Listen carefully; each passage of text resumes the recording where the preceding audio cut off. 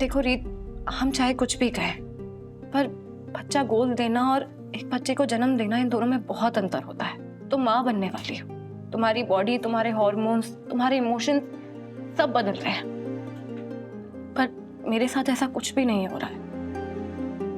मैं नहीं जानती जिस बच्चे को मैंने जन्म भी नहीं दिया, मैं उसके लिए एक अच्छी माँ बन भी पाऊंगी या नहीं, या मेरे अंदर वो हिम्मत या समझ होगी जो एक बच्चे की हर जरूरत पूरी कर सके। बस कभी कभी यही सोचकर थोड़ा डर लगता है। अब बैठिए। पूनम भाभी, मेरा यकीन करिए, आप तो बहुत पहले से ही एक माँ हो। सिर्फ बच्चा पैदा करने से एक औरत माँ नहीं बनती, वो माँ बनती है अपने जज्बातों से, ममता से, लोगों का ख्याल रखने से। और मैंने आपके अंदर ये सारे गुण बहुत पहले ही देख लिए थे। तब जब हमारी उम्र की लड़कियां सिर्फ अपने बारे में सोचती थी, आपने हमेशा सबका कितना ख्याल रखा है पूनम भाभी। और सच कहूं तो आपका बेबी बहुत लकी होगा कि उसे आप जैसी मम्मा मिलेगी। बिल्कुल वैसे ही जैसे मेरा बेबी लकी होगा कि उसे आप जैसी सबसे प्यारी बड़ी माँ मिलेगी। और वीरू भैया के अंदर ये बदलाव और आप दोनों ने जो नई शुरुआत की है ना, वो सब देख के मेरे दिल को बहुत खुशी मिलती है। और ये यकीन भी हो गया है कि आप दोनों बहुत अच्छे पेरेंट्स बनेंगे, सच में। और मुझे लगता है ये सब सिर्फ इसीलिए मुमकिन है क्योंकि नहीं री, मुझे शायद ये सब कुछ नहीं कहना चाहिए। कम ऑन पूनम भाभी, हम दोनों के बीच में कोई पर्दा तो नहीं होता है ना। वैसे मैं जानती हूँ आप क्या कहना चाहती है। यही ना कि ये सब इसलिए मुमकिन हो पाया है क्योंकि बुआ जी हमारी जिंदगी से चली गई है, और उनका जो असर था वीरू भैया पे वो अब खत्म हो रहा है ना। तुम तो सच में अंतर्यामी निकली। पर रीत, मेरा ऐसा सोचना गलत तो नहीं है ना? नहीं भाभी, बिल्कुल नहीं। हमें हमेशा से यही सिखाया गया है कि किसी के भी मरने पे दुख मनाना चाहिए। पर सच तो ये है कि कुछ लोगों का जिंदगी में ना होना दुख से ज्यादा सुकून देता है, और ये सच्चाई मानने में कोई बुराई नहीं है। वैसे एक और बात। बोलो। ये केक बहुत टेस्टी लग रहा है। क्या हम इसे काट सकते हैं? नेकी और पूछ चलिए। तुम भी।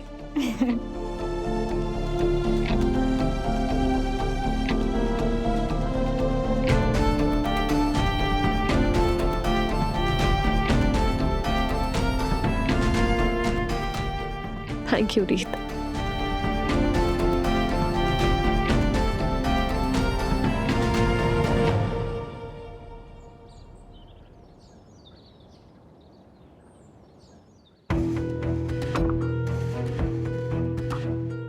ध्रुव, मेरी बात सुनो प्लीज। ध्रुव,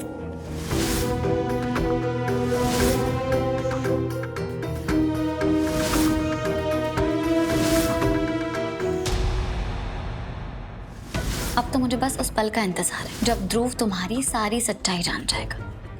फिर तो तुम्हें ये घर छोड़ के जाना ही पड़ेगा ना।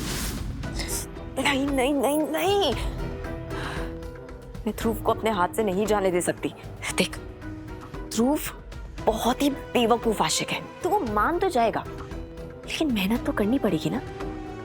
मुश्किल है पर कोशिश कर कीर्ति, कोशिश कर, हाथ से नहीं जाने दे सकती उसको।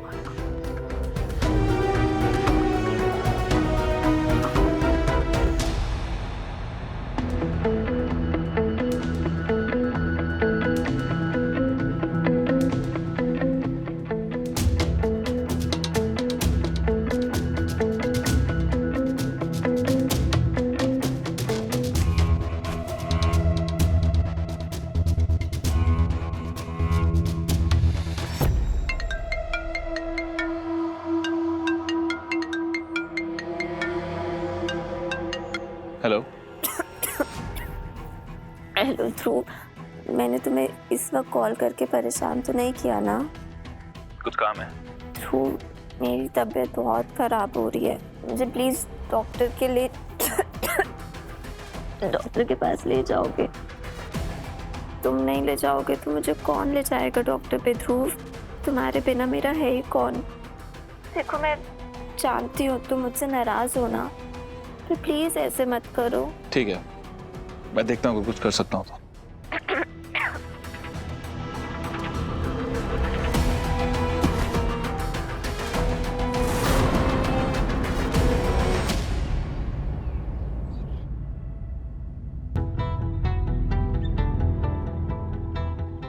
पता नहीं इस ध्रुव को मेरी फिक्र है भी या नहीं। कितने घंटे पहले कॉल किया था उसे मैंने, कोई आता पता ही नहीं है भाई साहब का।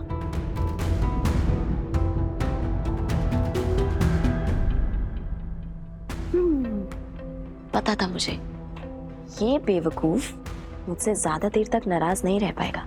देखा, आखिर आ ही गया ना मेरे पास। यस। नहीं नहीं नहीं, कंट्रोल कीर्ति, भूल गई तू बीमार है ना। ध्रुव, आई एम सो सॉरी, मेरी वजह से तुम्हें परेशान होना पड़ा ना। मेरी हालत ही ऐसी थी। ध्रुव, ये मुझसे मिलने नहीं आया। कीर्ति, कीर्ति, तेरी तबीयत ठीक नहीं है? कब से? क्या हुआ बेटा? आपको किसने बताया? ध्रुव ने। उसने मुझे फोन किया था, बोला कीर्ति की तबीयत ठीक नहीं है आंटी, आप उसे डॉक्टर के पास लेकर चले जाना। उसने आपको क्यों बताया? वो खुद नहीं ले जा सकता मुझे डॉक्टर के पास। पता नहीं ऐसे भी क्या नखरे हो गए हैं उसके। हो सकता है उसका भी दिल भर गया हो तुझसे। तू मुझे बता, तुझे हुआ क्या है? कुछ नहीं हुआ है माँ, सॉरी, आपको निराश कर दिया ना मैंने। राघव, आपको मुझे ऑफिस छोड़ने की जरूरत नहीं है। आपकी इतनी इंपॉर्टेंट मीटिंग है, मैं चली जाऊंगी। किसने कहा मैं तुम्हें ड्रॉप करने जा रहा हूँ? तो मैं तो हमारे बेबी को ड्रॉप करने जा रहा हूँ। ध्रुव, तो इस वक्त यहाँ? हाँ दे दो। तो चाची ने कुछ पंजीरी बनाई थी तो मैं सोचा जाके दे दूँ। एंड आई एम श्योर कि तू इस हालत में भी ऑफिस टाइम पे ही पहुंचती होगी, है ना?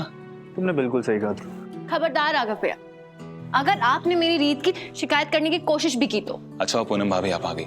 अब मेक श्योर करिएगा कि दीदू ना हर दिन एक कटोरी भर के पंजीरी खाए, और अगर नहीं खाएगी ना तो मुझे शिकायत करना, मैं इसकी अच्छे से क्लास लूंगा।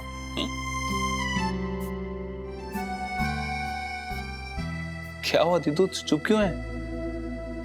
वो इसलिए क्योंकि अपने आंसू कंट्रोल करने की कोशिश कर रही है।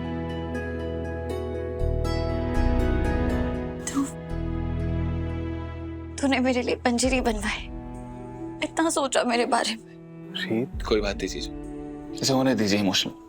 वैसे भी हार्मोन्स की वजह से सब होता रहता है। जो लड़की माँ बनने वाली होती है उसके लिए ये सब इमोशन नॉर्मल है। मैंने इस किताब में अच्छे से पढ़ा हुआ है। देखिए, ये जो बुक है ना, इस दुनिया की सबसे बेस्ट मैटरनिटी बुक है। इसमें सब लिखा हुआ, सारी डिटेल जितनी भी रिसर्च है मैंने सब अच्छे से पढ़ लिया। बस कर ध्रुव, अब रुलाएगा क्या? दीदू देख मेरी बात सुन, हम अच्छे से जानते हैं हमारे बीच में माँ नहीं है, और इस घर में कोई ऐसा बड़ा भी नहीं है जो तेरा माँ की तरह ध्यान रख सके। तो मैंने सोचा कि जितनी डिटेल्स इकट्ठी कर सकूं रिसर्च पे, तो मैंने कर ली। जीजू की भी थोड़ी हेल्प हो जाएगी उसके थ्रू। थैंक यू मत बोल दीदू, तो अच्छे से जानती है कि तुम मुझे इस दुनिया का सबसे खूबसूरत तोहफा देने वाली है।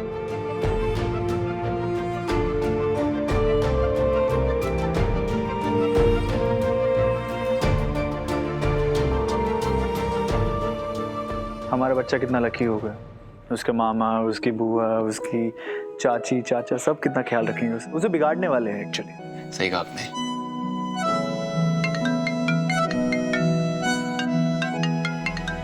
हाँ विराज, रीत, सेवा फाउंडेशन एनजीओ के पास जल्दी आ, लोकेशन भेज रहा हूँ। बहुत बड़ी न्यूज़ है, इसके बारे में तुझे जानना बहुत जरूरी है।